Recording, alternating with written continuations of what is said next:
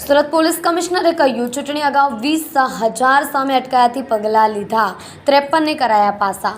સુરતની લોકસભા બેઠક બિનહરીફ થઈ છે, પરંતુ સુરતનો મોટો ભાગનો વિસ્તાર બારડોલી અને નવસારી લોકસભા ચૂંટણી સીટમાં આવે છે, જેથી આગામી 7મી મેના રોજ યોજાનારી ચૂંટણી અગાઉ પોલીસ દ્વારા કોઈ અનિચ્છનીય ઘટના ન બને તે માટે કાર્યવાહી કરવામાં આવી રહી છે, જે અંતર્ગત અસામાજિક ઇસમો સામે કાર્યવાહી કરવામાં આવી રહી છે। આ ઉપરાંત ફૂટ પેટ્રોલિંગ કરવામાં આવી રહ્યું છે।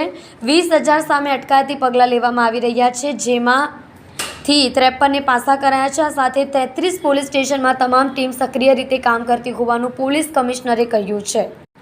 પોલીસ કમિશનરે કહ્યું કે ચૂંટણી અગાઉ પોલીસની અલગ અલગ ટીમો કામ હાથ ધરવામાં આવ્યું છે, જેમાં 12,719 વાહનોનું ચેકિંગ કરાયું છે, 510 શંકાસ્પદ સ્થળોનું ચેકિંગ કરાયું છે, 411 હિસ્ટ્રી શીટરવાળા ઇસમોને ચેક કરવામાં આવ્યા છે, જ્યારે 769 NCR કાર્ડવાળા ઇસમોને ચેક કરવામાં આવ્યા છે। 174 કેસ ગેરકાયદેસર છરી, ચપ્પુ, તલવાર અને હથિયારના કરવામાં આવ્યા છે। 194 સક્રિય ગુનેગારોને ચેક કરવામાં આવ્યા છે। 277 ટપોરી ઇસમોને ચેક કરવામાં આવ્યા છે। 174 તડીપાર ઇસમોને ચેક કરવામાં આવ્યા છે। 310 મોટર વ્હીકલ એક્ટ અનુસાર કેસ કરાયા છે। દારૂ પીને ગાડી ચલાવવા બદલ 83 કેસ કરાયા છે અને ભયજનક વાહન ચલાવનારા સામે 46 કેસ કરવામાં આવ્યા છે।